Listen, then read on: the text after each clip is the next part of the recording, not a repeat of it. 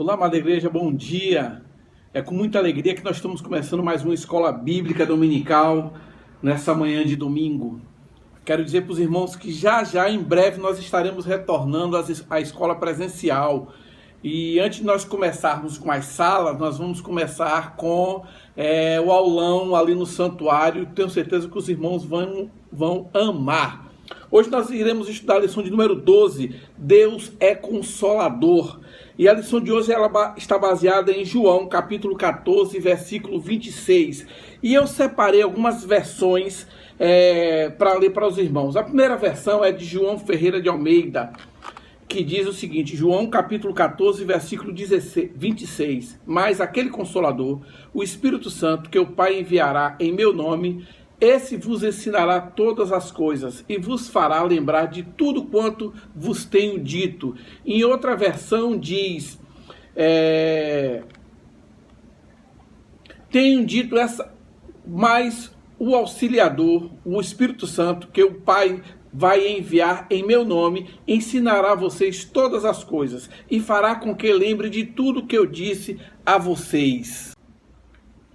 Em outra versão, uma nova versão internacional, mas o Conselheiro, o Espírito Santo, que o Pai enviará em meu nome, lhes ensinará todas as coisas e lhes fará lembrar tudo o que eu lhes disse.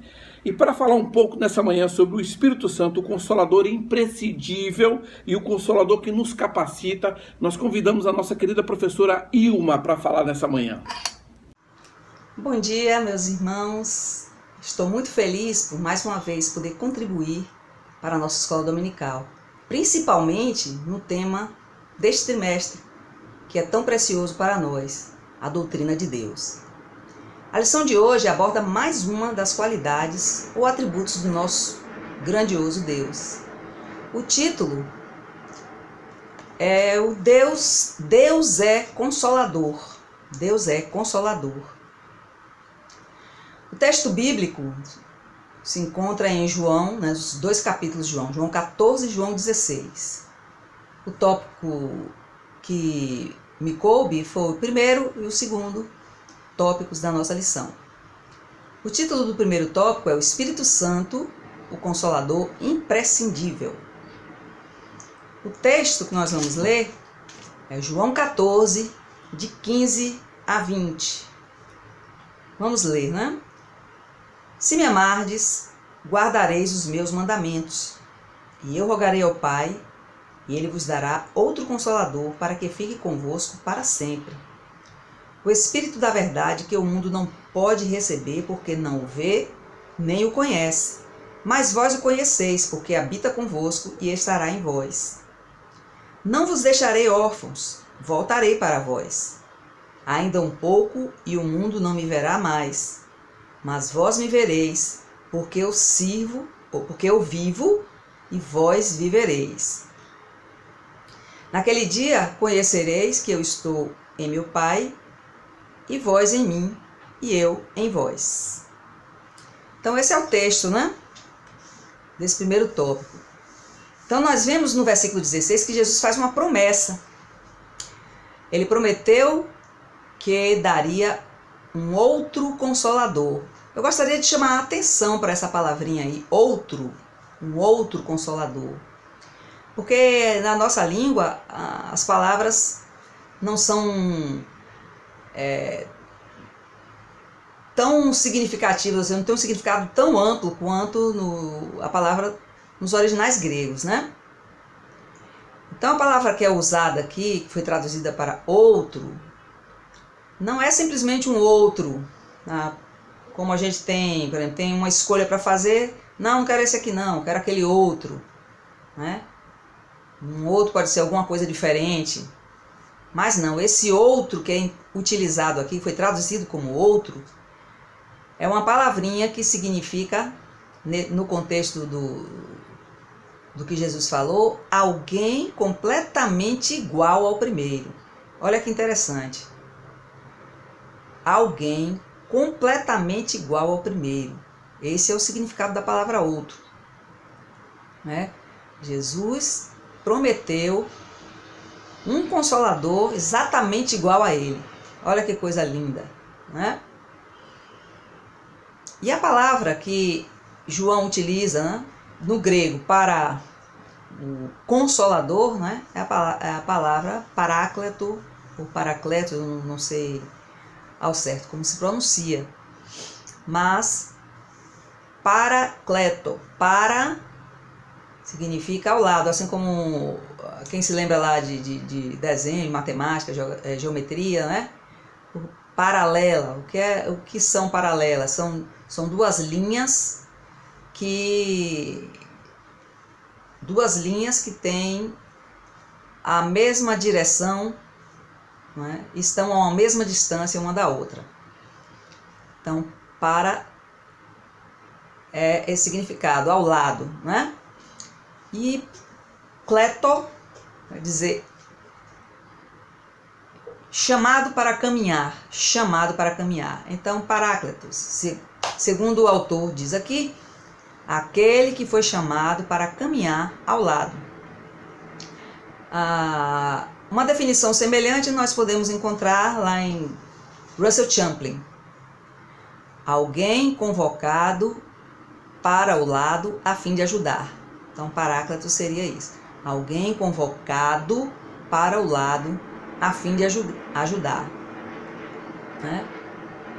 Mas essa palavrinha, ela tem vários significados, né? Tem vários significados e, inclusive, significados no contexto antigo. O autor destaca 3 aqui, mencionados por William Berkeley, e um deles é advogado, a figura de um advogado. Então, paráclito é uma figura de um advogado. O que é um advogado? É alguém que nos representa, né, que nos defende, nos ajuda nas nossas causas, né, de justiça, no jurídico. Então, é um advogado. É interessante que essa palavra foi usada em relação a Jesus, lá em 1 João 2, capítulo 2, versículo 1. Ele diz assim: meus filhinhos, estas coisas vos escrevo para que não pequeis. E se alguém pecar, temos um advogado para com o Pai, Jesus Cristo justo. Né?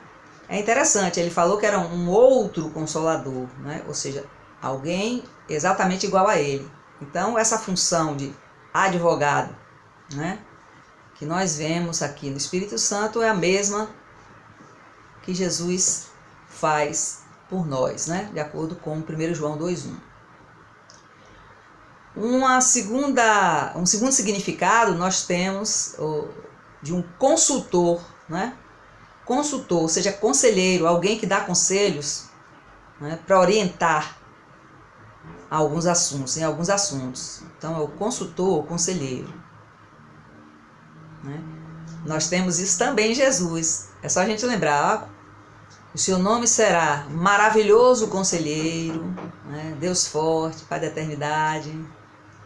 Então isso é interessante, meus irmãos, porque nós vemos a Trindade, né? A Trindade em perfeita sintonia. As características, o nosso Deus é um Deus triuno, né? Então, essa palavrinha, né, conselheiro, também foi atribuída a Jesus. A terceira é de um motivador. Motivador, alguém que incentiva, que levanta o ânimo. Né? Ele era uma pessoa que andava, né, ao lado das tropas quando iam para as batalhas naquela época, e ele ficava dando ânimo aos soldados, né, incentivando, gritando.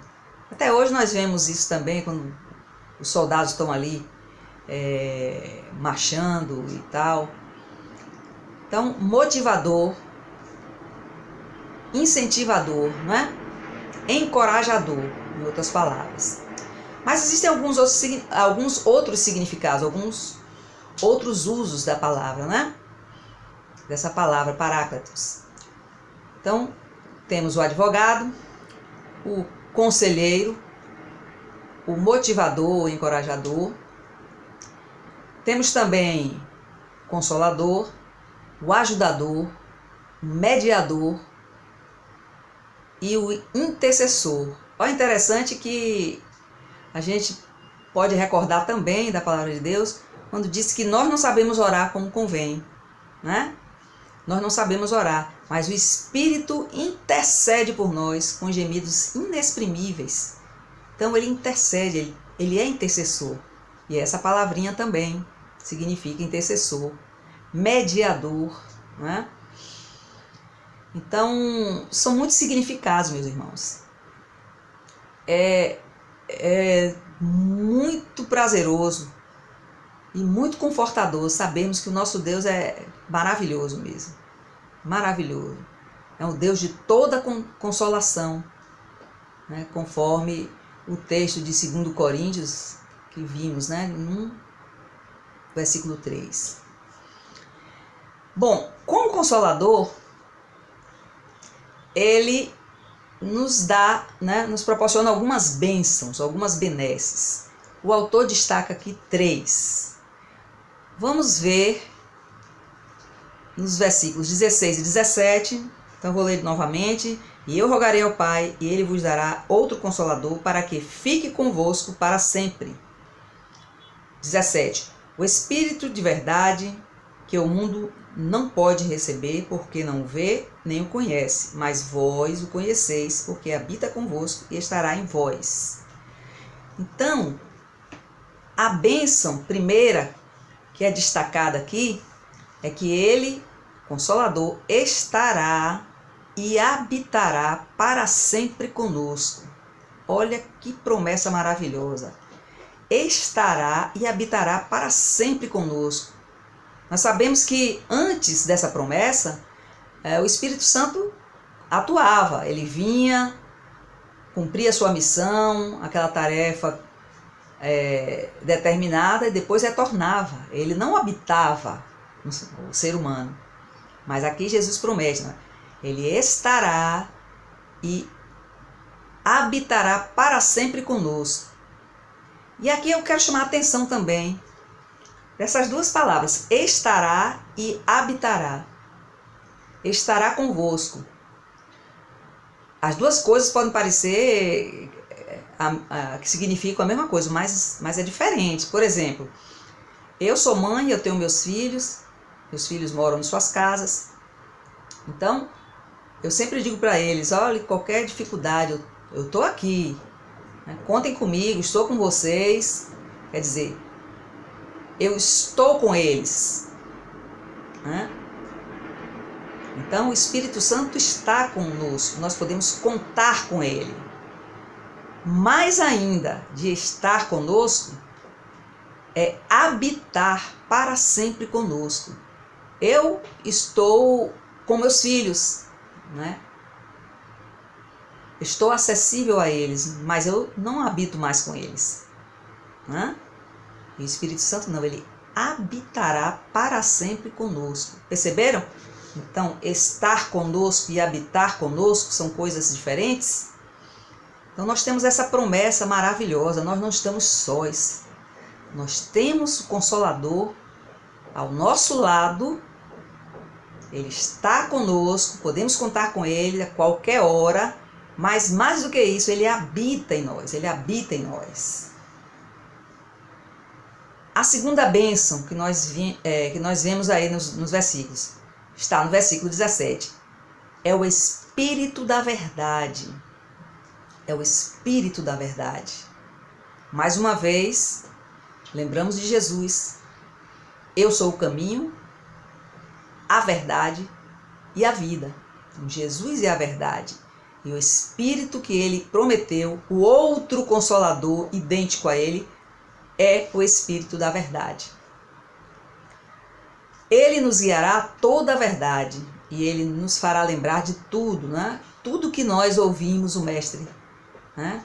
Todo o estudo, tudo que nos foi ensinado, ele nos fará lembrar. É interessante porque nesses dias nós vimos muita mentira, muita coisa errada, muita falcatrua. A gente não sabe mais em quem está falando a verdade, quem não está falando a verdade, porque esse mundo está mergulhado na mentira. É mentira em todos os setores, em todos os aspectos da vida, inclusive na imprensa, não é? Mentiras assim absurdas, mas o nosso Consolador é o Espírito da verdade, né? E Ele nos guiará a toda a verdade. O próprio Jesus disse, né? E conhecereis a verdade, e a verdade vos libertará. Então a verdade é Jesus, e o Espírito Consolador é o Espírito da verdade. Nesse mundo perverso, cheio de enganos, cheio de mentiras, nós podemos ter a firmeza e a confiança de que temos um Consolador, um ajudador que nos mostra a verdade, nos guia a toda a verdade. Uma terceira bênção que o autor traz, nos fará viver. No versículo 19, vamos ler novamente aqui, versículo 19. Ainda um pouco, e o mundo não me verá mais, mas vós me vereis, porque eu vivo e vós vivereis. Ele nos fará viver. Não precisamos mais temer a morte. A morte vai chegar para todos. A morte chegou para o Filho de Deus, para Jesus, mas ele venceu a morte. E ele garantiu: eu vivo, porque eu vivo, e vós vivereis. Então ele é o Espírito, né, que nos fará viver. O Espírito vivificante é o Espírito do Senhor, é o nosso Deus Consolador. Ele nos faz viver, ele é o dono da vida, ele é o autor da vida. A morte foi vencida.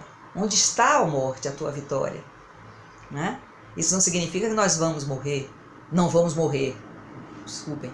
Mas que não precisamos temer a morte. Porque nós viveremos de novo. É isso? Uma quarta bênção que o autor traz. Versículo 20, vamos ler. Versículo 20.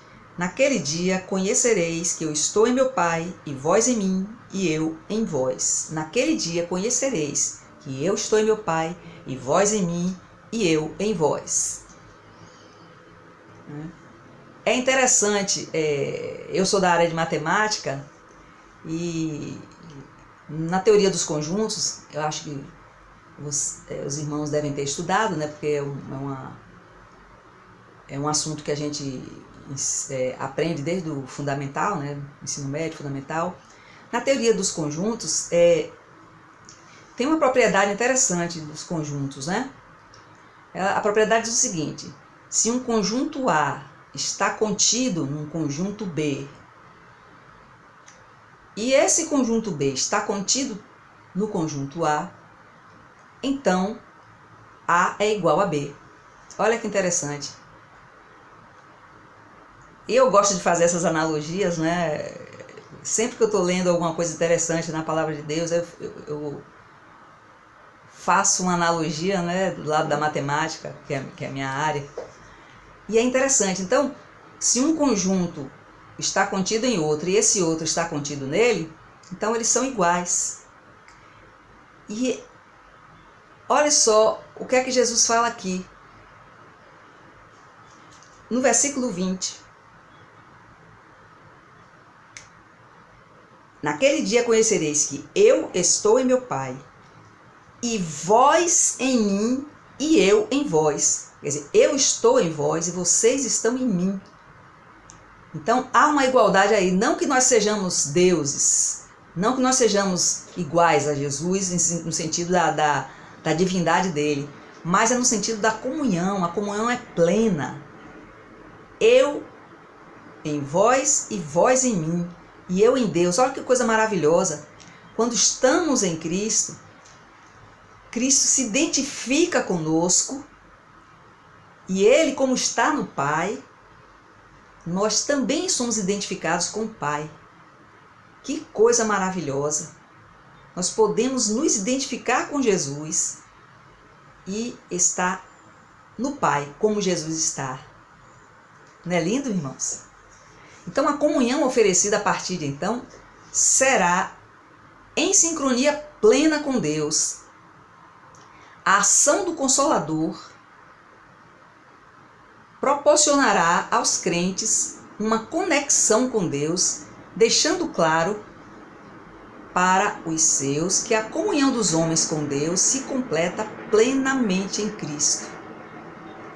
Então, é a ação do Consolador, né, que proporciona a nós, os servos do Senhor, essa conexão, né, essa identificação com Deus. Mas, é como diz o autor, né? É bom ficar bem claro que a comunhão dos homens com Deus se completa plenamente em Cristo. Ninguém consegue ter comunhão plena com Deus se ele não tiver comunhão plena com Cristo. Bom, agora nós vamos para o segundo tópico, o Consolador que nos capacita. É a continuação do capítulo 14, o texto, né, dos versículos de 21 a 26. Aquele que tem os meus mandamentos e os guarda, esse é o que me ama. E aquele que me ama será amado de meu Pai, e eu o amarei e me manifestarei a ele. Disse-lhe Judas, não o Iscariotes, Senhor, de onde vem que te hás de manifestar a nós e não ao mundo? Jesus respondeu e lhe disse, se alguém me ama, guardará a minha palavra, e meu Pai o amará, e viremos para ele, e faremos nele morada. Quem não me ama, não guarda as minhas palavras. Ora, a palavra que ouviste não é minha, mas do Pai que me enviou. Tenho-vos dito isto, estando convosco. Mas aquele Consolador, o Espírito Santo, que o Pai enviará em meu nome, esse vos ensinará todas as coisas e vos fará lembrar de tudo quanto vos tenho dito. Maravilhoso, maravilhoso. Então, o Consolador é quem nos capacita a viver uma vida que agrade a Deus. É o Consolador. Ele que nos motiva, nos move, nos encoraja, nos lembra os ensinos, né? Nos guia a toda a verdade. Então, é Ele que nos capacita. O Senhor deixa bem claro que amor é mais do que sentimentos. Amor é mais do que sentimentos. Então, amor é um substantivo. Pode até envolver um sentimento. Mas amar é um verbo. E todo verbo indica uma ação. Eu não posso amar calada, parada.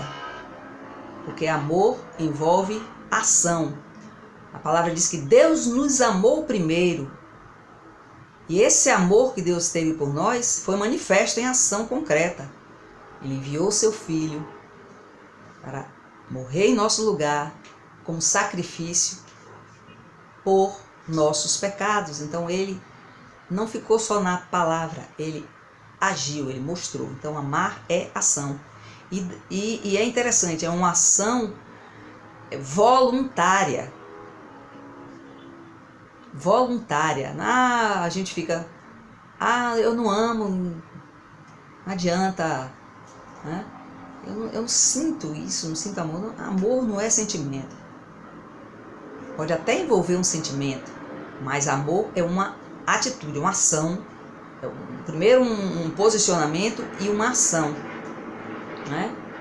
Essa ação depende não do sentimento, mas da vontade, né? Ele nos amou primeiro. Ele nos amou primeiro.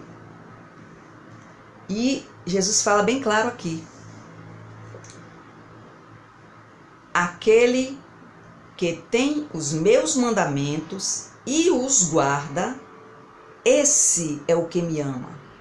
Não adianta nós falarmos que amamos a Jesus e vivemos uma vida que não condiz com isso. Então ele foi bem claro, aquele que tem os meus mandamentos e os guarda, esse é o que me ama. Então, Quer saber se você ama a Deus, assim como eu? É só atentarmos. Estamos guardando a palavra do Senhor? Estamos guardando os mandamentos do Senhor? Porque, segundo Ele, esses que assim fazem é que amam verdadeiramente. Então, se me amais, guardareis os meus mandamentos. Aquele que tem os meus mandamentos e os guarda, esse é o que me ama. E olha a sequência, meus irmãos. É aquele que me ama. E aquele que me ama, como é que eu provo que eu amo ao Senhor? Guardando os mandamentos, tendo e guardando os mandamentos. Nesse caso, então, e aquele que me ama será amado de meu Pai. Aquele que me ama será amado de meu Pai. E eu o amarei e me manifestarei a ele. Olha só, meus irmãos, tem muita gente querendo, eu não vejo Deus, eu não vejo a ação de Deus, Deus não manifesta para mim. Mas será que o problema não está nessa condição aqui? Será que estamos cumprindo essa condição? Para que Deus venha e se manifeste, para o Senhor se manifestar a nós? Vou ler mais uma vez. Aquele que tem os meus mandamentos e os guarda, esse é o que me ama. E aquele que me ama será amado de meu Pai, e eu o amarei e me manifestarei a ele. Simples assim, meus irmãos. Quer dizer, eu falo simples, mas não é tão simples, né? Porque nós somos fracos, nós somos pecadores, muitas vezes nós somos maus mesmo, né? Nós somos maus. Por isso que precisamos desse Consolador maravilhoso, para nos guiar, nos aconselhar, nos orientar, interceder por nós. Então, essa ação é uma ação do Espírito Santo. O amor o amor é o sinal pelo qual todos conhecerão que somos discípulos de Jesus, né? Vamos lembrar, né?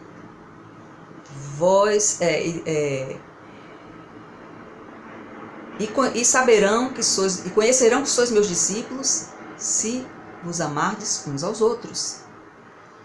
E esse amor aí também é uma ação do Espírito Santo, porque nosso amor é muito fraco, né? Nosso amor é muito fraco. O próprio João falou: filhinhos, não amemos de palavra nem de língua, mas por obra e em verdade.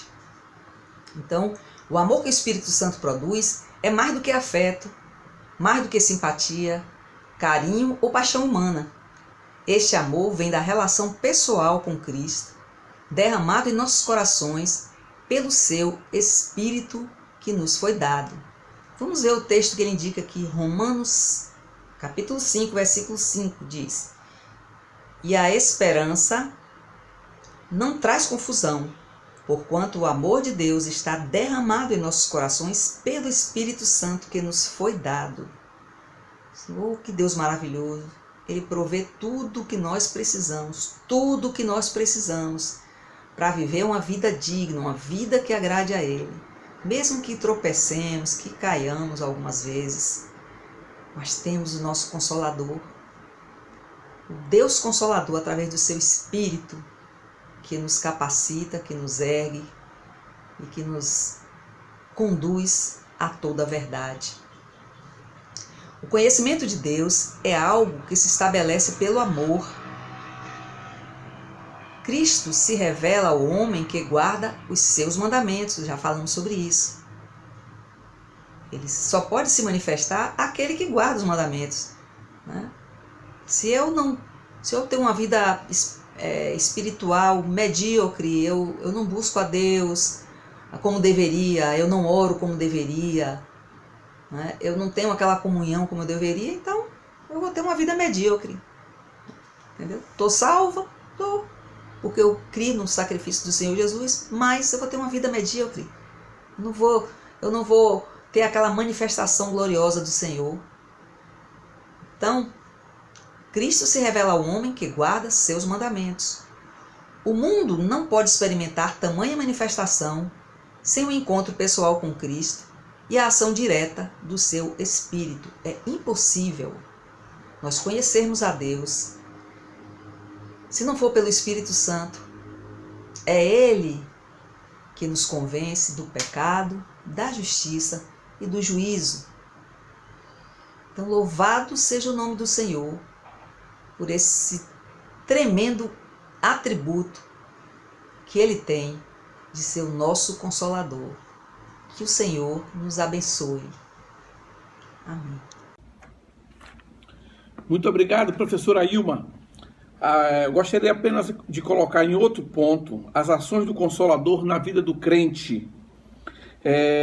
Eles ensinam, Jesus ensinou e nos proporcionará, de acordo com João capítulo 14, Jesus nos proporcionará paz celestial, segurança celestial, esperança celestial, alegria celestial, profecia celestial, identidade celestial, amor celestial e atitude celestial. Tudo isso que Jesus nos ensinou, o Consolador nos proporcionará. E para dar continuidade, eu convido agora o nosso querido professor Bebeto para nos falar sobre a função do Consolador no mundo. Por favor, Bebeto, nos fale um pouco.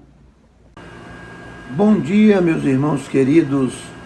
Mais uma vez participando juntos da nossa grande escola bíblica dominical. O tópico que me foi confiado na manhã deste dia diz o seguinte: a função do Consolador no mundo. A função do Consolador no mundo. Está baseado em João 16, de 1 a 14, que eu vou ler para os meus irmãos nesta hora. Que diz assim: eu tenho dito isso para que vocês não venham a tropeçar. Vocês serão expulsos das sinagogas. De fato, virá o tempo quando quem os matar pensará que está prestando culto a Deus. Farão essas coisas porque não conheceram nem o Pai, nem a mim. Estou dizendo isto para que quando chegar a hora, lembrem-se de que eu vos avisei. Não disse isso a vocês no princípio porque estava com vocês.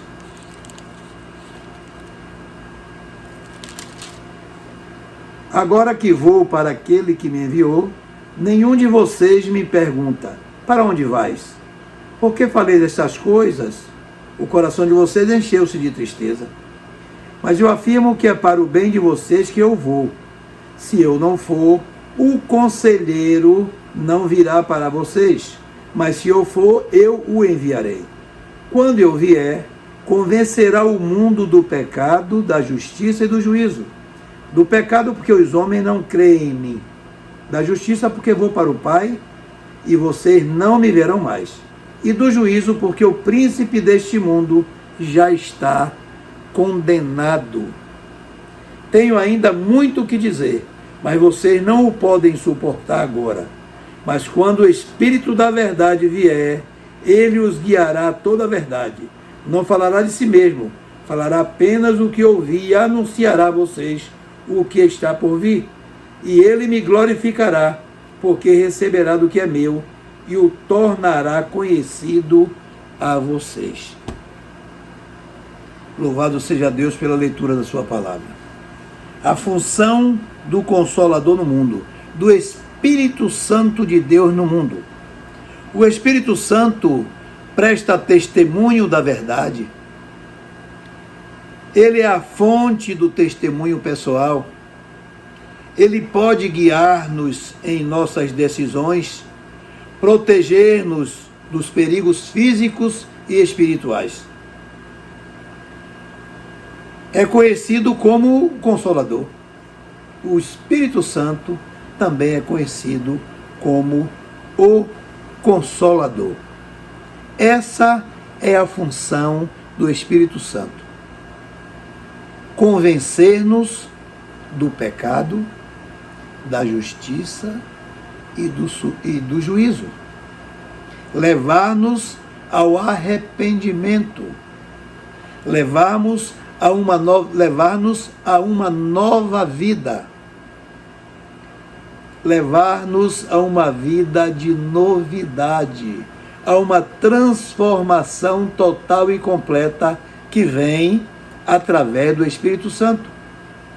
Quando nós ouvimos uma mensagem, ouvimos um hino e sentimos aquele desejo de estar com Jesus, sentimos aquela alegria diferente no nosso coração, é o Espírito Santo de Deus trabalhando em nosso ser, tratando do nosso arrependimento. Essa é a função primordial do Espírito Santo de Deus. Além disso, seria uma companhia ininterrupta, como diz aqui o escritor. Jesus teve um período que ficou com os discípulos. Foram 3 anos seu ministério. Mas o Espírito Santo é uma companhia ininterrupta. Nunca vai ter interrupção nas nossas vidas do Espírito Santo. Não. Eis que estou convosco todos os dias da sua vida. Jesus promete que o Espírito Santo estaria conosco todos os dias da nossa vida. Que beleza, meus irmãos.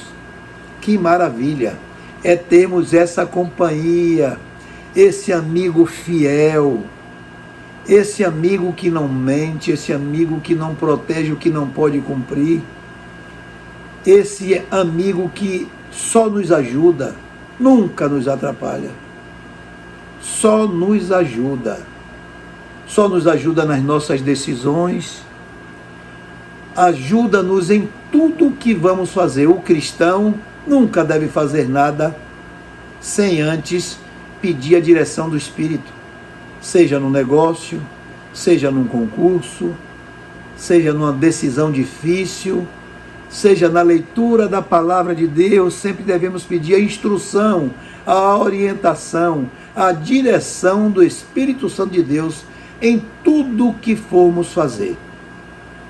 Pois Jesus nos deixou esse presente, esta bênção que é o Espírito Santo de Deus, para que tomasse conta de nós, para cuidasse de nós, para cuidar de nós, para que Ele cuidasse de cada um de nós, meus irmãos, em tudo o que fizermos.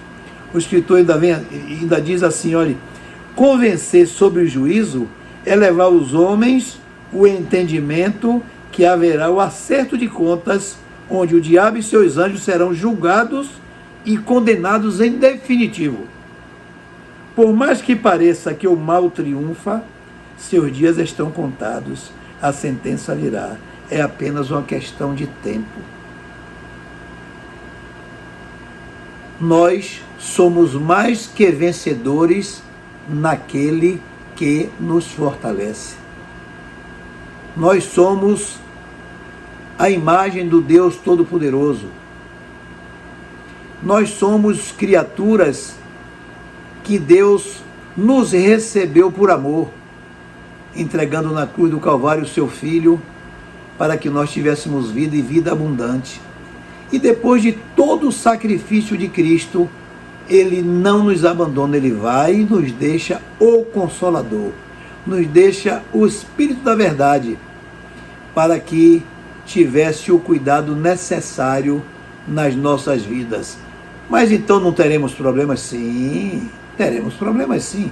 Jesus diz, no mundo tereis aflições, mas tem de bom ânimo. Tem de bom ânimo, porque eu estou com você, porque é promessa de Deus, e a promessa de Deus não falha. Não falha, meus irmãos. O convencimento da justiça se dá pelo fato de que Jesus foi tratado como culpado e julgado até a morte. O Espírito convence da culpa e da ira de Deus. Ele nos convence que o sacrifício de Cristo cumpre toda a justiça divina, outorgando segurança de redenção aos que creem. Convencer sobre o juízo é levar aos homens o entendimento que haverá o acerto de contas, como já falei. Convencer-nos do pecado é nos tornarmos arrependidos diante de Deus e entregarmos nas suas mãos a nossa vida. Por isso, a função do Consolador no mundo, especialmente além de tudo que ele já faz, é levar o homem ao arrependimento. Isso aconteceu comigo, isso aconteceu com você, meu irmão, e acontece com todos aqueles que se dispõem a receber Jesus no seu coração como Senhor e Salvador da sua vida. Tenham todos um bom dia, tenham todos um dia de paz e de gozo na presença do nosso Senhor e Salvador Jesus Cristo, e sintam-se abraçados por este servo que vos fala, apesar de não podermos nos abraçar fisicamente, mas podemos nos abraçar através dessa tecnologia virtual. Bom dia, meus queridos.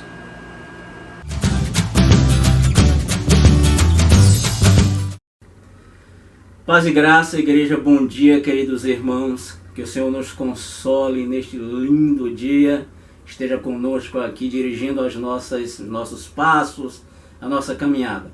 Queridos, nós estamos no 12º capítulo da nossa revista, cujo tema é Deus é Consolador. Então hoje, a lição toda é em torno desse atributo de Deus, que é a consolação. Nosso Deus é um Deus consolador. O autor, ele começa fazendo umas considerações sobre esse atributo de Deus, consolação. Na verdade, ele fala sobre o Paráclitos, que é o nome de Deus Consolador, né, do Espírito Santo, Paráclitos. Só que essa palavra Paráclitos tem significado, né, no mundo grego, de onde ela foi extraída. Paráclitos tem 3 significados. Paráclitos é um advogado que nos representa e nos ajuda nas causas, né? Então, é uma pessoa interposta, é uma interposta pessoa que está agindo em nosso nome. No latim, né, advogado é advocatus, aquele que é chamado para. Para o quê? Para nos representar. Então, Paráclitos, tá certo? Lá em João 14:16, ele diz assim, que vai enviar alos Paráclitos, um outro consolador, né? Então, Paráclitos é este advogado, e não só isso, é também um consultor com conselhos para orientar em alguns assuntos. É uma pessoa que conhece a realidade e vai te aconselhando para que você opte pelos melhores caminhos. É um consultor, alguém que tem inteligência e tirocínio suficiente para discernir as situações. Então, advogado e consultor. E a terceira característica de Paráclitos é um motivador que caminhava ao lado das tropas. Era uma pessoa que, quando o exército grego saía, essa pessoa ia com o exército. Ele fazia parte do exército, só que ele não portava as armas, né? Toda aquela indumentária. A função dele era encorajar os soldados no calor da batalha, né? Vamos, você vai conseguir, vamos lá, pessoal, tal, tudo isso. E se porventura eles perdessem a batalha, né? Eles diziam, olha, vocês perderam apenas uma batalha, mas não perderam a guerra. Então é interessante que esse indivíduo aqui, ele era um motivador.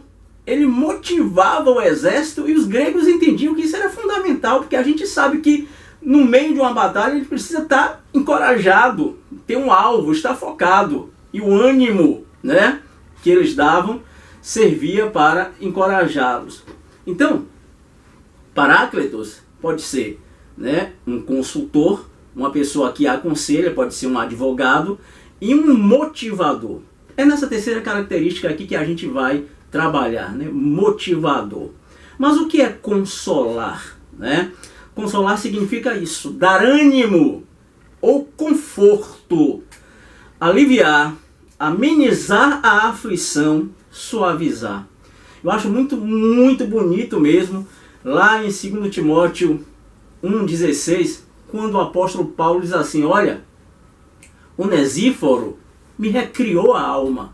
Eu acho que ele estava triste, estava assim abatido, estava preocupado, né? Também pudera com todas aquelas igrejas, aqueles problemas, mas Onesíforo tinha esse dom, esse talento, né, de colocar a pessoa para cima. Infelizmente tem pessoas que acabam, né, ou tentam nos colocar para baixo, mas Onesíforo, não, ele, conversando com Paulo, Paulo ficava animado, ele tinha esse atributo. Então, recriar a alma, incentivar, motivar, é esse o papel do Espírito Santo em nossas vidas. É o mesmo papel que aquele soldado grego fazia, incentivar. Você está cansado, não é, meu irmão? Não é, minha irmã? Está preocupada, está ansiosa ou triste? Saiba que você é filha do Altíssimo e que você não está só, não está órfã, não está órfã. Então é nesse contexto aqui que a gente vai ler, já por agora, né? E que os discípulos estão, no capítulo 14, os discípulos estão preocupados, estão angustiados, porque Jesus fala claramente: eu vou embora, eu vou para o seio do meu Pai, mas vocês não vão ficar aqui órfãos, porque eu vou enviar um outro Consolador, alguém da minha mesma espécie. Paráclitos indica que é alguém igual, alos paráclitos, né? Um outro Consolador, para que vocês não fiquem com medo, angustiados, sozinhos e tristes. E é isso que nós vamos ler agora. João capítulo 14, dos versículos 25 ao 31. Então, diz aqui assim: tenho dito isso enquanto ainda estou com vocês, mas o Consolador, o Espírito Santo, que o Pai enviará em meu nome, esse ensinará a vocês todas as coisas e fará com que se lembrem de tudo o que eu lhes disse. Deixo com vocês a paz, a minha paz lhes dou. Não lhes dou a paz como o mundo a dá. Que o coração de vocês não fique angustiado e nem com medo. Vocês ouviram que eu disse: vou e volto para junto de vocês. Se vocês me amassem, ficariam alegres com a minha ida para o Pai, porque o Pai é maior do que eu. Isso eu falei agora, antes que aconteça, para que, quando acontecer, vocês creiam. Já não falarei muito com vocês, porque aí vem o príncipe do mundo, e ele não tem poder sobre mim. No entanto, faço isso para que o mundo saiba que eu amo o Pai e que faço como o Pai me ordenou. Portanto, Jesus está dizendo que eles não ficariam órfãos, que eles estariam bem acompanhados. É interessante que o Paráclitos, ou a menção dele e da sua vinda, só se encontra no livro de João, né? Acontece após a ceia e antes de Jesus ser preso, entre os capítulos 14 e 17, né? Então ali ele garante: olha, vocês estarão, né, bem acompanhados. E o Espírito Santo é um adiantamento do céu, né? O apóstolo Paulo fala que a presença do Espírito é um adiantamento da realidade espiritual, né? É uma fiança da nossa salvação. A fiança é quando você é uma garantia. Quando você deixa as suas joias empenhadas, né? Tá precisando de dinheiro, lá na Caixa Econômica, deixa as joias empenhadas. Você está deixando uma garantia de que você vai quitar o empréstimo, tá certo? Porque se você não quitar, você perde suas joias. É um direito real de garantia. Aí o que acontece? A presença do Espírito é uma fiança das realidades celestiais. Quem não tem o Espírito vive só no mundo psíquico. Mas nós que temos o Espírito já temos um pedacinho do céu. É um adiantamento. Louvado seja Deus. A nossa parte, a parte que nos coube é essa: as ações do Consolador no crente, né? Baseado em João 14, que nós acabamos de ler a partir do versículo 25. Então, queridos, qual é a função do Espírito Santo na vida do crente, né? Trazer à memória as coisas que Jesus fez. É uma. E outra, nos proporcionar os sentimentos que são próprios daquele que crê. 8 sentimentos. Primeiro, paz celestial. Que paz celestial é essa? Para o mundo, paz é ausência da guerra.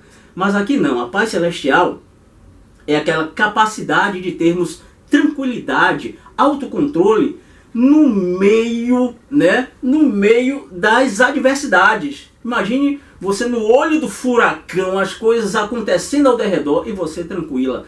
É isso que se está querendo dizer aqui, paz celestial, que só o Espírito dá. E aqui a gente se lembra de Paulo, né, e Silas, naquela prisão lá em Éfeso, aquela prisão fétida, tudo, né, escuro, e eles presos, todas circunstâncias adversas, neles manietados, certamente eles faziam as necessidades deles ali mesmo, tudo isso, mas eles estavam o quê? Cantando e louvando ao Senhor, e de repente veio uma espécie de terremoto e sacudiu as estruturas daquela prisão. No meio daquilo tudo, Paulo e Silas estavam em paz. É esta paz celestial que precisamos ter, irmãos, sobretudo nesse mundo de hoje, que há muita tensão, muita ansiedade, muita dificuldade nesse nosso país. Paz celestial. Ó, aquietai-vos e sabei que eu sou o Senhor. Paz celestial. Segurança celestial. É uma segurança muito próxima da paz celestial. É uma segurança que está além das circunstâncias. Refrigera a minha alma, guia-me pelas veredas da justiça. Essa segurança que nós temos, não baseada em artifícios humanos, mas baseada na presença do Espírito Santo. Jesus está dizendo, olha, não fiquem angustiados, nem tenham medo, né? É o Espírito que dá essa força para que a gente não fique angustiado e nem tenhamos medo. Além disso, nós temos também a esperança celestial, essa esperança de que Jesus vai voltar, né? Da parousia, de que o Senhor vai voltar e nós nos encontraremos com Ele, seja pela parousia, no arrebatamento, ou seja, né, através da nossa morte. Essa esperança que o mundo não tem, o mundo tem medo da morte, porque não conhece as promessas de Deus, né? Não conhece a realidade espiritual, mas nós temos essa esperança de que o Senhor Jesus vai voltar. Louvado seja Deus. Alegria celestial é um outro sentimento nos dado pelo Espírito Santo. Saber que viveremos eternamente com Ele. Nós viveremos com Ele, junto de Deus, contemplando a sua face, do Hashem, não? Do Eterno, do Todo-Poderoso. Isso é uma alegria, a nossa expectativa é essa.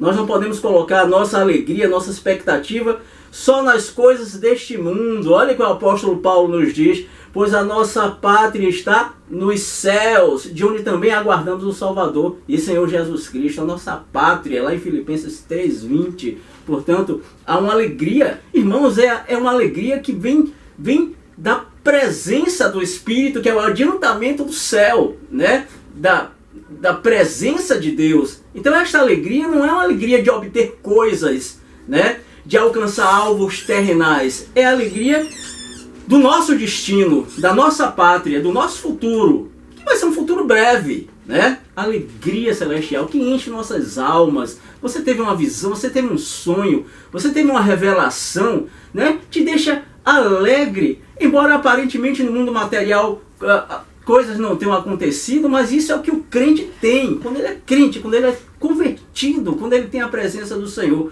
alegria celestial. Também profecia celestial, né? Que é o quinto sentimento. Essa profecia celestial diz respeito a essas profecias que nós todos temos, que se remetem ao céu, porque nós temos profecias também para esta vida. Aliás, a maior quantidade de profecias se destinam a circunstâncias e situações dessa vida. Mas há também muitas profecias da nossa existência espiritual que se remetem ao céu. Então são as profecias celestiais, né? Essa garantia de que nós também iremos para o Pai. Não só o Senhor Jesus, mas nós iremos também para o Pai. Ir para o Pai, contemplar a face de Deus, viver com Ele. Isso é o máximo. Isso aí é a pletora, é o máximo do ser, é o máximo que nós podemos, né, vivermos com Ele face a face. Moisés confrontou o Senhor e pediu a Ele, eu quero ver a sua glória, né? Aí o Senhor disse a ele, olha, nenhum homem pode ver a minha face, porque se ver a minha face vai morrer. Mas como eu gosto de você, claro, ele não falou assim, eu gosto de você, mas realmente ele gostava. Mas eu vou fazer essa concessão a você, eu vou deixar que você fique aqui na penha e eu vou passar de costas, né? Tudo isso é muito metafórico, mas era o que Moisés queria ver, a face do Senhor, e que nós também queremos ver a face do nosso Deus. Por isso que é a nossa expectativa de nos encontrarmos com o Senhor, né? As profecias celestiais. Também, um sentimento que o Espírito nos dá é a identidade celestial. Ou seja, nós termos, o Espírito vai trabalhando conosco em nossas vidas para que nós tenhamos valores anseios e práticas semelhantes à de Cristo. Isso vai fazendo com que nós nos identifiquemos com Ele cada vez mais, né? Tornemos-nos a ter uma face espiritual semelhante à dele. Olha só, 2 Coríntios capítulo 13, versículo 18, diz aqui assim: todos nós com o rosto descoberto, contemplando a glória do Senhor, somos transformados de glória em glória na sua própria imagem, como pelo Senhor, que é o Espírito. Então assim, nós estamos nos transformando na imagem dele. O Espírito nos ajuda que nosso comportamento nos adeque, né, aos valores de Cristo. Então, nos adeque à identidade do Senhor, né? Os valores, os anseios e as práticas sejam em comum com Jesus. E o nosso rosto vai se modificando, se transformando cada vez mais no rosto do Hamashia, né? Nosso Senhor Jesus Cristo. Louvado seja Deus. Também o amor celestial é um dos sentimentos que o Espírito nos dá. Que amor é esse, né? É um amor que envolve comunhão, submissão, né? Obediência. Esse amor foi derramado no Espírito Santo. Esse tipo de amor é o amor ágape, que é um amor incondicional, é um amor doador, é um amor de entrega, um pouco diferente do amor filéu, né?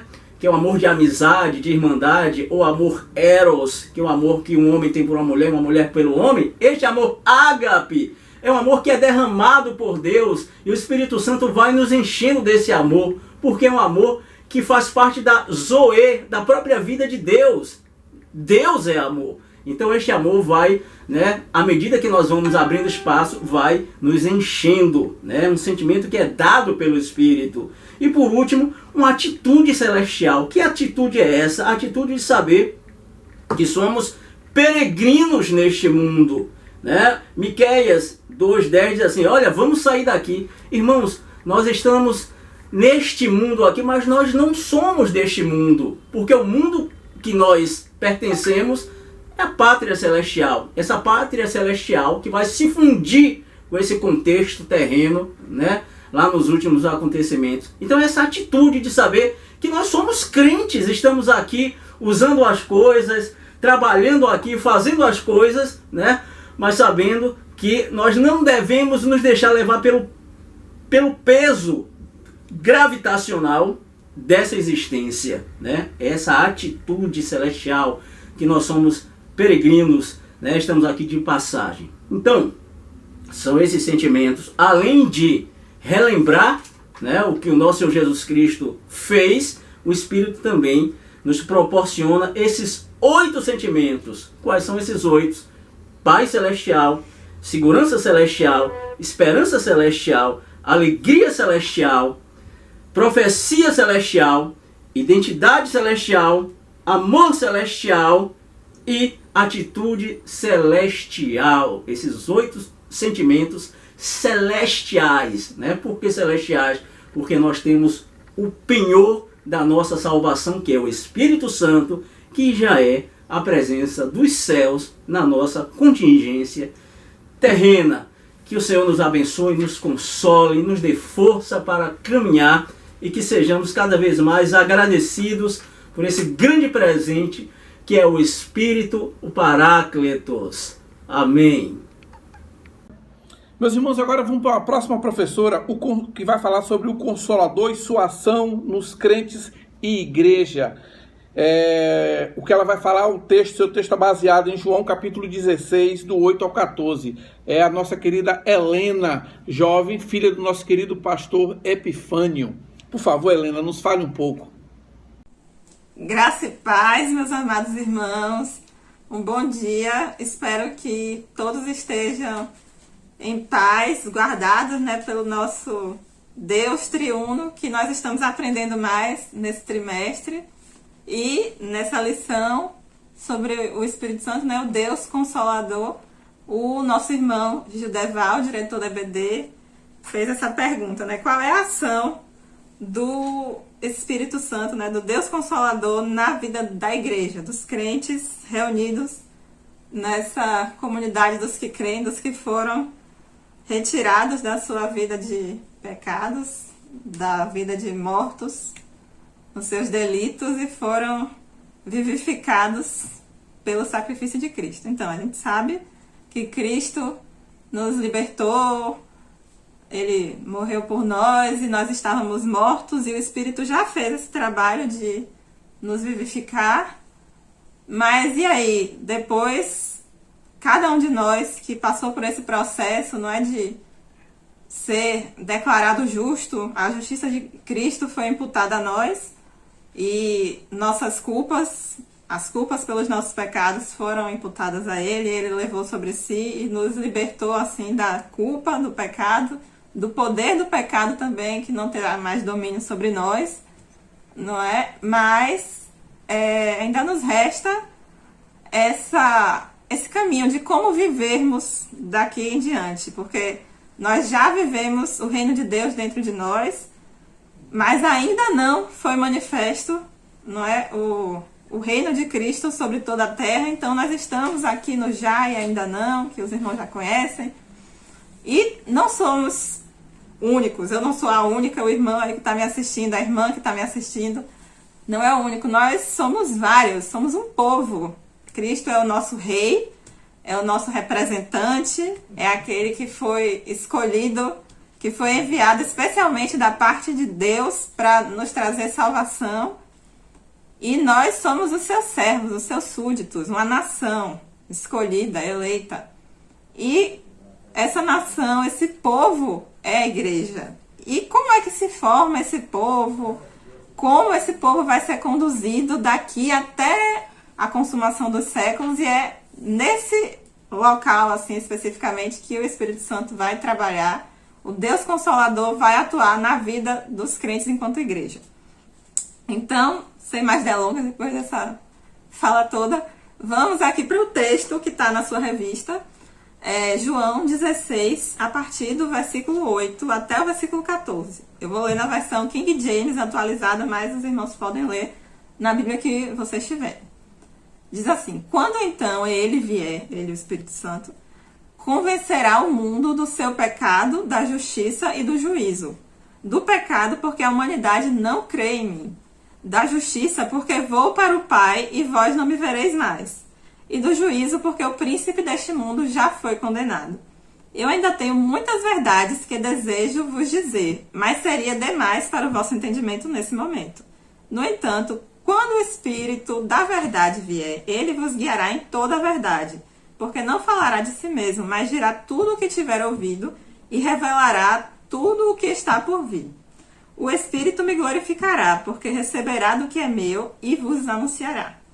Então, esses versículos do 8 até o 12, a gente meio que já comentou aqui naquela questão de que o Espírito Santo faz esse trabalho de convencimento sobre o pecado, a justiça e o juízo, que é através desse convencimento que uma pessoa morta nos seus delitos e pecados, ela, ao se deparar com a verdade, com a luz que é Jesus, que ilumina todos os homens e que mostra, né, os nossos pecados, as nossas faltas, o Espírito Santo abre os olhos espirituais, dá vida para que a gente consiga enxergar essa situação. Então, como eu disse, todos nós passamos por isso.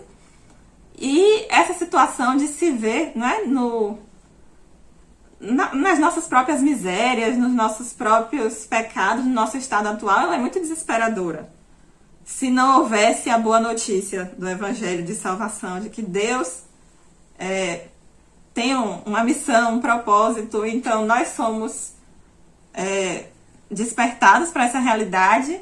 O Espírito Santo faz com que a gente deposite a fé somente em Cristo, então ele nos concede a fé, e ele tem uma missão para nós, depois que nós somos vivificados, declarados justos, que é fazer parte do seu povo, não é? Então, o que é que o Espírito Santo vai fazer? Jesus disse que essas verdades só seriam reveladas depois, quando o Espírito Santo viesse, porque naquele momento que ele estava falando, os discípulos não iam ter o entendimento, porque era necessário que Cristo morresse e ressuscitasse para que aquilo fosse revelado. E o Espírito Santo foi enviado. A promessa do Consolador foi cumprida, graças a Deus por isso. E quando o Espírito veio, né, ele realmente, como diz no versículo 13, vamos nos concentrar nos versículos 13 e 14, que fala que o Espírito da verdade, então, é o Espírito que não habita no mundo. Porque o mundo é cheio de ilusões, né? E a verdade, essa expressão, é o oposto da ilusão, é o fato, é a realidade. A gente tem vivido aí essa questão de fake news e tal. Só que nós, enquanto seres parciais, a gente não consegue entender a verdade. E o Espírito Santo, o Espírito da verdade, ele tem uma visão imparcial sobre as coisas, ele não tem essa polarização, ele consegue revelar a verdade, porque existe uma verdade única e absoluta, o que de fato acontece, que só é acessível a nós humanos através da revelação de Deus mesmo. E essa verdade, ela diz respeito à moral, né? Como nós devemos agir uns com os outros nas nossas relações humanas, mas diz também sobre o que é verdadeiro nas coisas que pertencem a Deus e aos deveres do homem com relação a Deus, porque isso, para nós humanos, sem a revelação de Deus, nós não conseguimos conhecer, não está acessível a nós. Nós ficamos apenas perdidos em especulações se não for o Espírito de Deus para nos conduzir a toda a verdade. E o conduzir aqui tem o sentido, né, de ensinar, de guiar, de tomar realmente alguém pela mão e mostrar o caminho, instruir, ser esse professor que assiste, que entende que vão haver erros, mas que ele está ali com paciência para ajudar, para dar esse fortalecimento ao longo do caminho, esse acompanhamento que não abandona, que encontra mesmo na dificuldade e leva até o destino. Então, esse é o papel do Espírito Santo com o seu povo, com cada um de nós, que graças a Deus fazemos parte desse povo. E ele guia na verdade. Então, é muito confortador para pessoas que acabaram de sair das trevas, do pecado, das suas trevas interiores, saber que nós temos esse Deus que nos consola, dizendo: eu estarei com você, eu te guiarei, assim como ele fez no passado com o povo de Israel no deserto, no meio do mar, nas piores situações. Através dessa pandemia nós estamos sendo guiados, e a verdade a gente não vai encontrar, né, em humanos, em partidos, enfim, nada divisivo, mas no Espírito Santo de Deus, que nos guia em toda a verdade, não apenas parte, mas a verdade completa, sobre quem nós somos, sobre a natureza de Deus, tudo que ele nos revela na sua palavra, ele vai nos guiar, a verdadeira natureza de Deus, que os judeus buscavam pelo cumprimento da lei, que os gentios buscavam pela sabedoria, pela filosofia, mas que se revelou em Cristo. A palavra também nos diz, no mesmo versículo 13, que o Espírito não falará de si mesmo, mas dirá o que tiver ouvido. Então isso é muito importante dentro do nosso meio cristão, porque nós às vezes ouvimos dizendo que é o Espírito Santo que está dizendo, e são coisas que nós nunca ouvimos na Bíblia, nós não encontramos na palavra, na revelação escrita. E a própria palavra já nos adverte que o Espírito Santo falaria das coisas que já foram recebidas. Então, Jesus advertiu seus discípulos que as coisas que ele havia dito, que o próprio Senhor Jesus havia dito, que Deus outrora falou aos pais pelos profetas, e que Cristo falou, porque Cristo é a manifestação completa e cabal de Deus, do Deus triuno. Então o Espírito Santo ele ia continuar a reforçar aquilo ao povo de Deus, à igreja de Deus, e não criar essas novidades. E o que é essa questão de falar? É usar palavras inteligíveis para declarar para as nossas mentes e revelar os pensamentos do próprio Deus. E falar, quando Jesus diz, vai falar o que tiver ouvido e não falar de si mesmo, é expressar o que o próprio Jesus pensou. Então, porque o próprio Jesus disse que às vezes os discípulos poderiam não ter entendido, então o Espírito ia ensinar individualmente e coletivamente também a cada crente e ao corpo de Cristo como um todo, iam ser ensinadas, e nós iríamos ouvir em palavras que nós conseguíssemos compreender, não é? O Espírito Santo, ele se importa, né, que cada povo, cada cultura escute e entenda e consiga conhecer a vontade de Deus e os pensamentos de Deus, o que Deus deseja, os desígnios, os conselhos maravilhosos de Deus. Então, nós temos essa promessa do próprio Jesus de que o Espírito Santo, aquele que nos consola, aquele que fala por nós, aquele que é o nosso advogado, né? Que quando nós estamos perdidos numa situação da vida, sem saber que rumo tomar, o Espírito Santo, ele está lá, aquele que conhece todas as coisas, conhece toda a verdade, ele iria até lá e nos instruiria e nos orientaria realmente e daria a solução correta, assim como um bom advogado, pelo menos, deve fazer, né? Então é muito interessante e muito consolador, realmente. Eu me sinto consolada sabendo disso, espero que cada um dos irmãos também se sinta. E o verso 13 também diz que o Espírito Santo anunciará as coisas que hão de vir. Porque é interessante a gente observar que Deus, o Deus triuno, ele criou todas as coisas, inclusive o tempo e o espaço, né? Os irmãos aí que são de física e tal, tem aquela teoria que diz que o espaço-tempo é como se fosse um tecido, não é?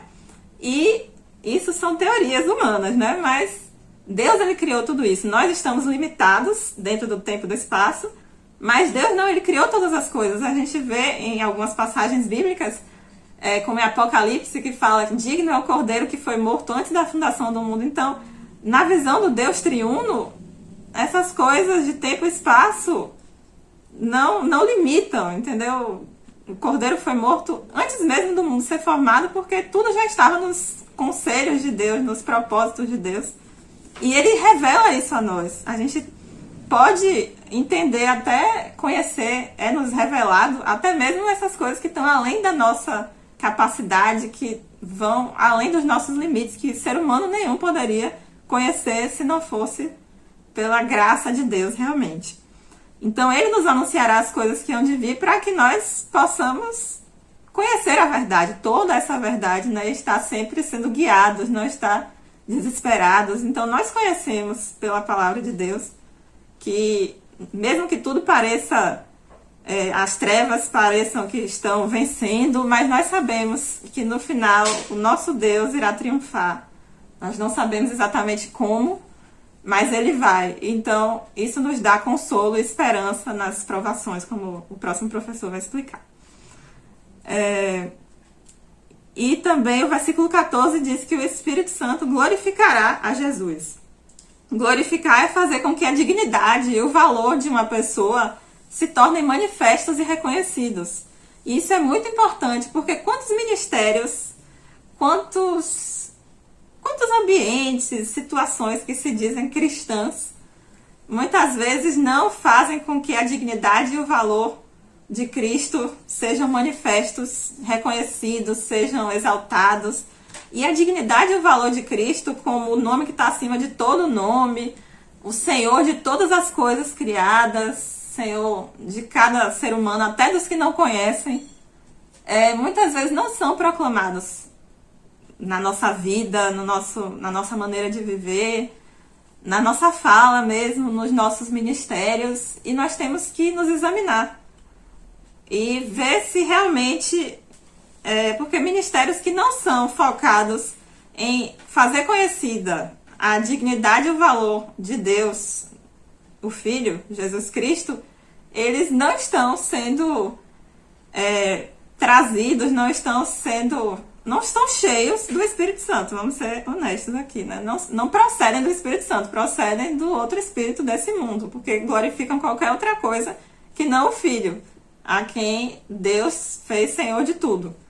Não é? Então, o Espírito Santo está aí para glorificar a Cristo, o nosso Salvador, o Messias, o verdadeiro Messias, não outros substitutos. Qualquer ministério, qualquer coisa que glorifique outro Messias, que coloque a salvação em qualquer outro que não seja Jesus Cristo, não vem do Espírito Santo e, portanto, deve ser 2 vezes maldito, né? Anátema. E, por fim... ele receberá de Cristo, como diz o versículo 14, e nos anunciará. O Espírito Santo recebe todas as coisas de Cristo e nos anuncia. Como nós comentamos anteriormente, todas as coisas, todo o ministério de Cristo, existe essa sintonia, né? Esse trabalho da Trindade, né? Que é uma unidade composta, e que ela atua, cada pessoa da Trindade tem a sua função, mas existe uma perfeita harmonia, uma sintonia, um amor mútuo e uma glorificação mútua. Cada pessoa da Trindade glorifica uma a outra. Então, essa unidade na diversidade também deve existir na igreja, né? Onde nós somos diferentes, nós temos funções diferentes, cada membro tem a sua função, mas tudo com o objetivo de dar glória ao nosso Deus triuno.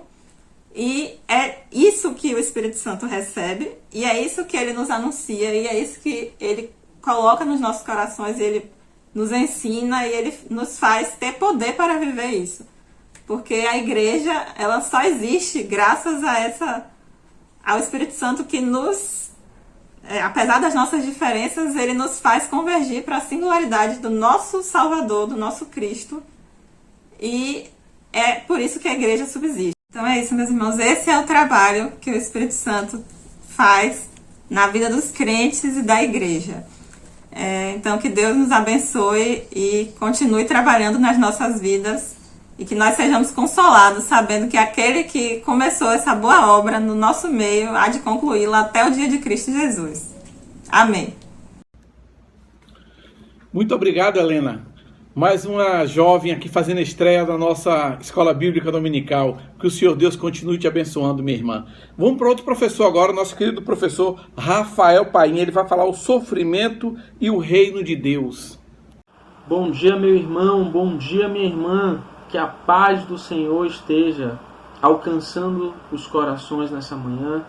Que de fato possamos ter esse regozijo, essa alegria com a oportunidade que o Senhor nos deu, primeiramente a oportunidade da vida, a oportunidade de estarmos respirando, e em segundo lugar a oportunidade de termos a nossa escola bíblica dominical, um local de aprendizado, um local em que nós temos a oportunidade de aprofundarmos o nosso conhecimento. Nós temos uma EBD que é pensada, que é planejada, para que você possa usufruir da melhor forma possível. Dando continuidade à nossa lição acerca desse Deus que consola, desse Deus que estende a misericórdia, estende o colo, como a gente gosta de dizer, no nosso momento de sofrimento, no nosso momento de dor.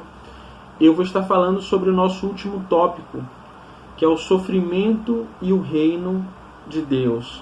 O sofrimento e o reino dos céus. Como é difícil sofrer.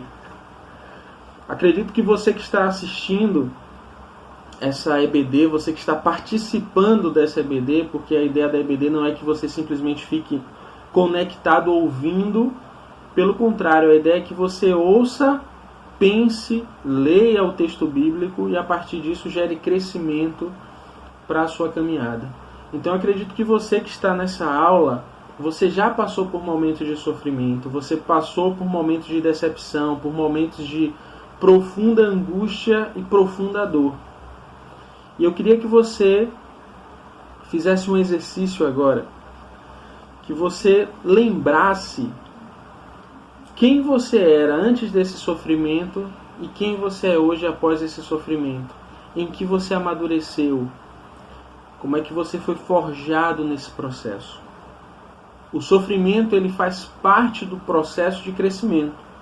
O sofrimento ele faz parte desse processo que toca cada um de nós para uma caminhada de crescimento, uma caminhada de evolução. Uma vida sem sofrimento, muito provavelmente vai ser uma vida em que o crescimento pessoal ele estará em um nível muito pequeno.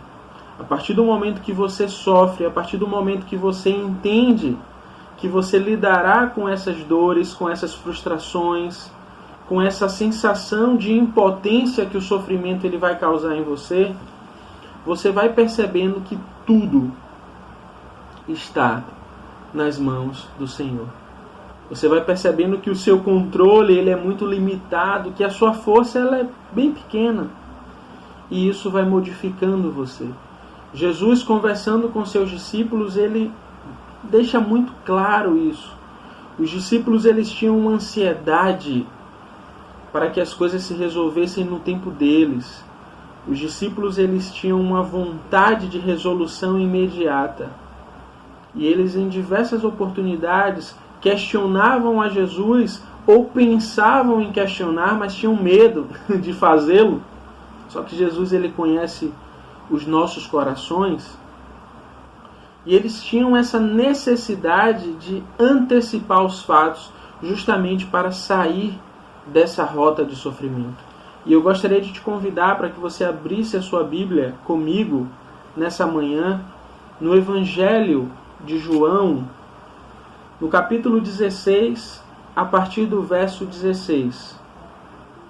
João, capítulo 16, a partir do versículo 16. O texto diz assim: um pouco e não me vereis mais, e um pouco ainda e me vereis. Alguns dos discípulos disseram uns aos outros: que vinha a ser isso que nos diz? Um pouco e não me vereis, e um pouco ainda e me vereis. E vou para o Pai. Diziam eles: que quer dizer este um pouco?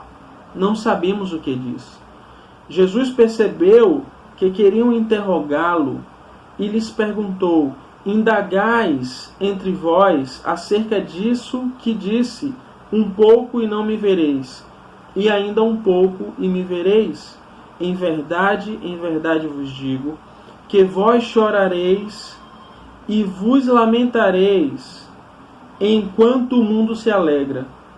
Vós ficareis tristes, mas a vossa tristeza se converterá em alegria. Como eu falei no início, ninguém quer passar pelo sofrimento. Ninguém quer passar pela dor da perda. Ninguém quer passar pela situação que traz tanta amargura, tanta dor ao seu coração, como a dor. No nosso momento de dor, nós nos fechamos. No nosso momento de dor, nós questionamos muitas coisas. No nosso momento de dor, de sofrimento, nós perdemos amizades, porque nós imaginamos que poderíamos contar com essas pessoas e na hora da angústia essas pessoas somem. No nosso momento de dor, tudo se torna nublado em certa medida. Eu tive na semana passada, sofri a perda do meu avô. E foi um momento de reflexão, porque o sofrimento ele nos promove essa reflexão. O que é que eu tenho feito da minha vida? O que é que eu tenho feito com a minha caminhada? Quando Jesus ele vai nos seus momentos finais falar com os seus discípulos, ele está querendo deixar muito claro para eles essa mensagem de que o sofrimento faz parte do processo e que eles não poderiam simplesmente jogar tudo para cima, jogar tudo para o alto, entrar em uma caminhada de desistência pelo momento de sofrimento que eles passariam. E Jesus fala com eles de uma forma muito clara, de uma forma muito doce, que em um determinado momento eles não conseguiriam mais vê-lo, eles não teriam a presença física dele. E isso geraria no coração deles uma dor profunda. Isso geraria no coração deles um desespero. A esperança sumiria, porque o sofrimento muitas vezes faz isso com a gente. Mas Jesus, que é aquele que nós cremos, aquele que nos redime e nos salvou, ele vai falar com os discípulos nesse pequeno trecho que nós lemos. Olha, tenham calma. Vocês não vão me ver, vocês vão sofrer, vocês vão ficar angustiados, mas isso vai passar. É só um momento. O sofrimento ele não vai durar a vida toda. O choro pode durar uma noite, mas a alegria vem com o amanhecer, a alegria vem com um novo dia. Vocês vão sofrer, mas esse sofrimento irá aprimorar vocês. O sofrimento faz parte do processo para que vocês consigam se alegrar. O sofrimento faz parte do processo para que vocês consigam ter plenitude de vida com a chegada do reino dos céus, com a totalidade do reino dos céus, com o cumprimento das promessas. Aqueles discípulos estavam, após a morte do Senhor, sem esperança, estavam cansados, estavam tristes porque perderam um amigo, porque perderam o Senhor. E aquela tristeza foi convertida em alegria. O Senhor, Ele vê o seu sofrimento, o Senhor, Ele conhece a sua dor, Ele não esqueceu você. Por mais que na nossa adversidade, na nossa angústia, a primeira sensação que a gente tem é que nós fomos esquecidos. Mas Deus, Ele não esquece os seus filhos. O trabalhar do Senhor, ele acontece mesmo em meio à dor. E quando nós percebemos isso, quando nós colocamos o nosso coração para clamar a Deus e os nossos joelhos no chão, pedindo a Ele força para continuarmos a cada dia, esse sofrimento que tantos personagens bíblicos experimentaram, esse sofrimento que até o nosso Senhor Jesus experimentou, tendo uma morte extremamente dolorosa, a morte de cruz, esse sofrimento ele ganha um novo significado. Porque você percebe que mesmo enquanto você estava sofrendo, o Senhor não te abandonou. Mesmo quando tudo parecia dizer não, o Senhor continuava ao seu lado. Mesmo quando as pessoas te abandonaram, o Senhor nunca te abandonou. Que possamos ter essa experiência renovada através do Espírito Santo de Deus, que possamos ler a Bíblia entendendo que aqueles homens e aquelas mulheres do passado tinham angústias, tinham dores, tinham medos muito semelhantes aos nossos, e que eles foram gradativamente percebendo que Jesus nunca os abandonaria, que o Senhor Jesus, aquele que não muda, aquele que não mente, aquele que não abandona, continue ao seu lado, te fortalecendo, consolando o seu coração e testificando cada vez mais que, apesar da dor, Ele continua sendo seu Deus. Apesar do sofrimento, Ele continua lado a lado com você, te encorajando, te fortalecendo e te curando para que você possa seguir e continuar testemunhando acerca desse Deus maravilhoso que nós servimos. Que o Senhor continue abençoando os meus irmãos e as minhas irmãs, e que a paz de Cristo alcance o seu coração nesse momento. Um forte abraço. Muito obrigado, Rafael, por estar sempre disposto a estar colaborando com a nossa Escola Bíblica Dominical. Meus irmãos, é isso que nós tínhamos para hoje. Deus é o Consolador. Deus é Consolador. Lembrando que no próximo domingo, Deus é vida eterna. Deus é vida eterna. E vai estar baseado em Apocalipse capítulo 22, versículo 14. E no próximo trimestre estaremos estudando sobre o livro do profeta Isaías, o profeta messiânico. Meus irmãos, quero agradecer a todos mais uma vez por estarem acompanhando a nossa escola dominical. Gostou da EBD de hoje? Dê um clique aí embaixo dizendo que o irmão gostou da nossa EBD. O irmão não imagina o quanto é difícil estarmos organizando essa escola bíblica dominical para os irmãos estarem recebendo essas informações dos professores de maneira tão competente. Eu quero agradecer a todos e dizer que domingo que vem tem mais. Um grande abraço.